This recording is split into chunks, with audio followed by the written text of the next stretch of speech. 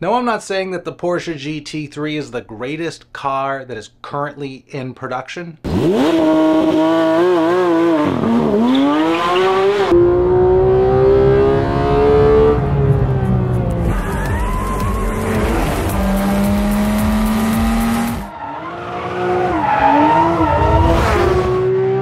Listen to that engine.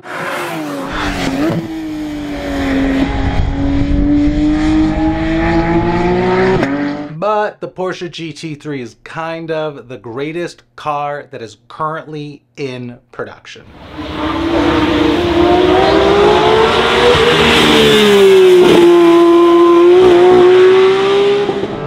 The sensational balance the car has, incredible stability in the high-speed corners, gives me a lot of confidence to commit. The G-forces you can pull with this car in high-speed corners is insane.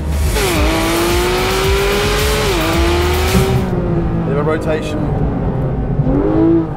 There it goes.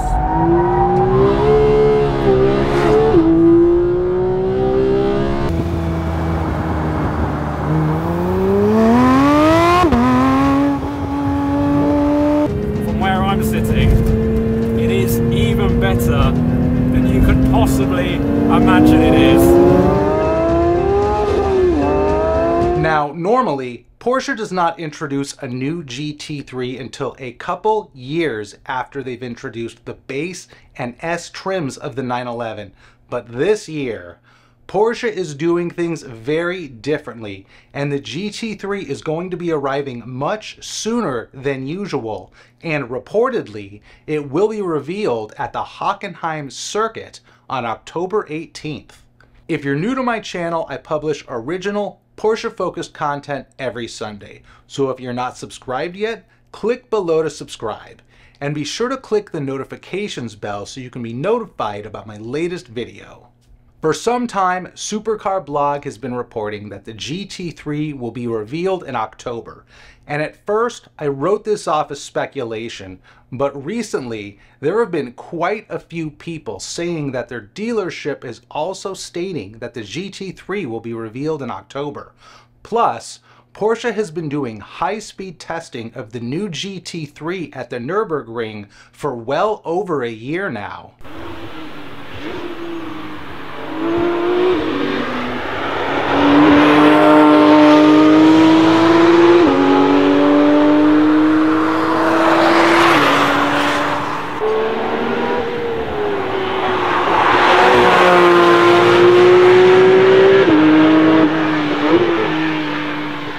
So when we add all of this up, an October reveal for the GT3 does look to be credible. Now, for those of you who are hoping to purchase a 992.2 Series GT3, there is some really good news and there is some really bad news.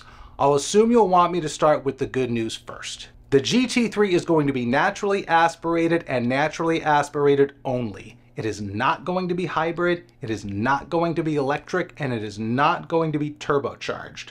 There will also be a touring version, and it will be available with manual and automatic transmissions. And here is the bad news. It is going to be harder and more expensive than ever before to get an allocation for a new GT3. And this is for several reasons. Firstly, Porsche is experiencing an aluminum shortage due to issues with one of its suppliers, and the shortage is so bad that Porsche has lowered its sales outlook for 2024, and Porsche has said that they may even have to cancel production of certain cars. And when you take into consideration that the GT3 utilizes more aluminum components than other versions of the 911, and you also factor in that Porsche's biggest priorities right now are their SUVs and sedans, which require even more aluminum, this material shortage is going to be doubly bad for the GT3 and will definitely cause slowdowns and possibly reductions in the numbers of cars produced. Another reason that is going to make it more difficult and more expensive to get a new GT3 is that we are currently experiencing a panic where people believe that internal combustion engines are going to become illegal in Europe within a matter of months. and there is no shortage of people who are saying that this is going to be the last internal combustion GT3 ever made.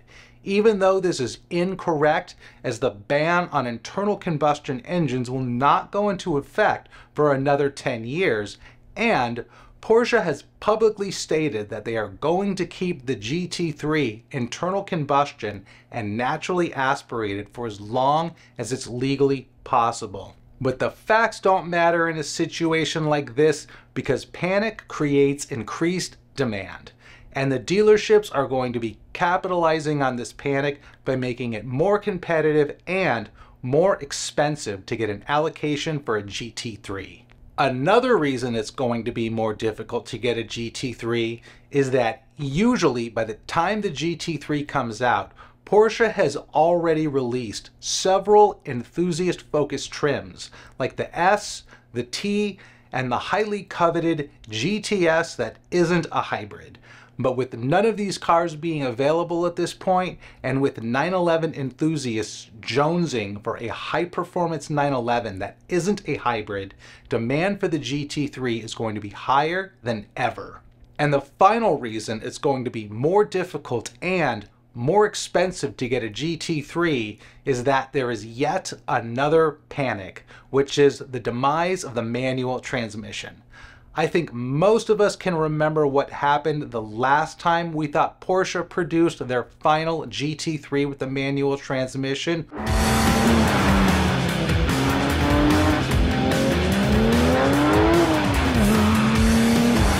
But if you don't, back in 2014, Porsche ended production of manual-equipped GT3s, and because this upset so many people, Porsche responded with a limited production car called the 911R, which was essentially a 991.1 GT3 RS with a manual transmission and a toned-down aerodynamics package. And when 911Rs first hit the second-hand market, demand for the only GT3 with the manual transmission was so high that people were paying $1 million for them. But because they became so valuable and nobody was driving them,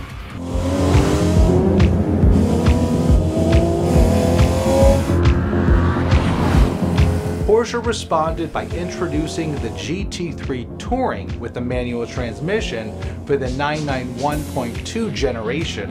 And as soon as the GT3 Touring was announced, prices for the 911R dropped by 50%. So with so many people saying that the upcoming GT3 is going to be the last GT3 with a manual and possibly the last Porsche with a manual, this is also going to increase demand, which the dealerships will of course be capitalizing on. The markups won't be anywhere nearly as extreme as they were with the GT3R, but we can definitely expect them to be high. Hopefully though, all of this panic ends up being without cause, and Porsche will continue to produce manual-equipped 911s well into the future. There's that balancing act between left and right foot to slowly bring the plates together. My favourite shift? The 1 to 3rd in a regular 5 or 6 speed H pattern. I love the feeling of the springing helping you across the gate on the way up, and then the punch forward from 4th on the way down. The GT3 is without a doubt the best enthusiast sports car in production today. So why not have a really cool GT3 art print displayed in your home? Which brings us to the sponsor of today's video, Arc Driver Automotive Photography. These unique Porsche art prints are a great way to improve the aesthetics in any room in your house, and a great way to help support this channel. They feature museum quality printing on heavy duty paper that has a partly glossy and partly matte finish. You can check out the entire collection by clicking on the link in the description below. Now, if you are not currently a GT3 owner and you are hoping to get an allocation for the upcoming GT3 but aren't able to, which will be the situation for most of us, there is good news for you too. And that is that once the 0.2 GT3 is officially announced, the used car market is going to become flooded with one of the greatest Porsches ever made.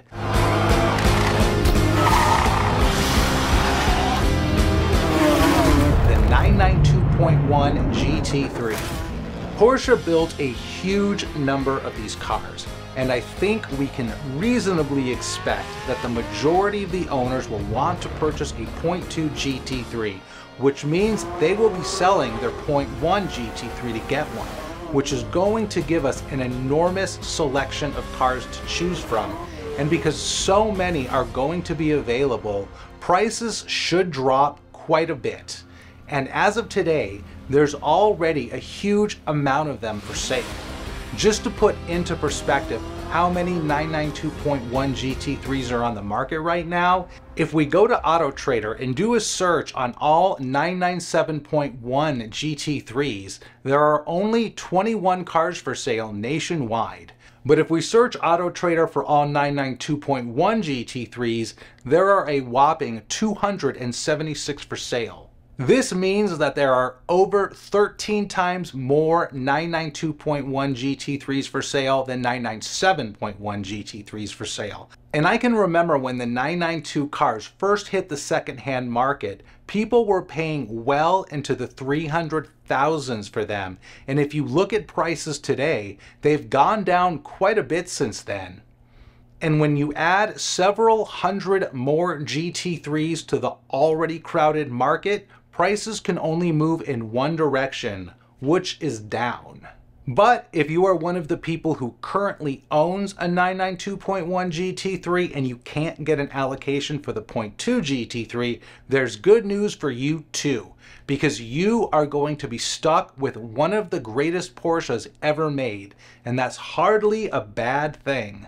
Now, as far as how the 0.2 GT3 will differ from the 0.1, the updated car has a revised aerodynamics package that includes outdented end plates on the rear wing, larger deck lid scoops, a completely redesigned front splitter, an extractor vent in front of the front wheels, a slightly updated rear diffuser, and the front fascia, which is currently covered by camouflage, has been redesigned for less drag and better airflow to the radiators and brake ducts.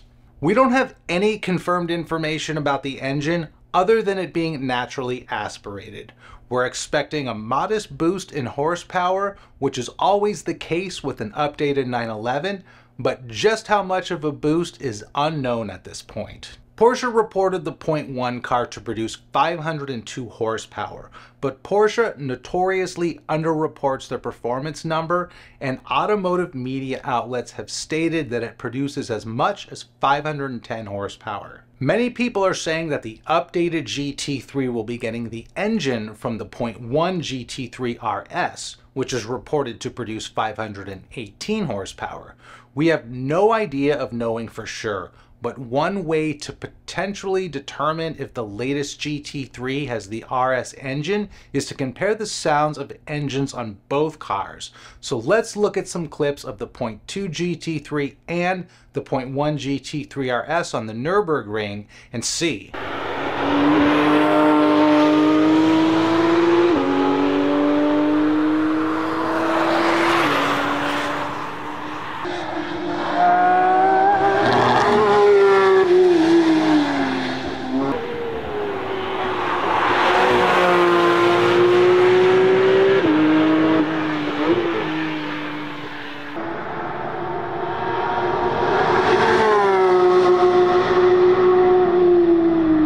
From listening to this footage, it's hard for me to tell if they are the same or not. But something that's interesting is when we compare the footage of the 0.1 GT3 and the 0.1 GT3 RS, they sound more identical than the 0.1 GT3 and the 0.2 GT3. So let's listen to that.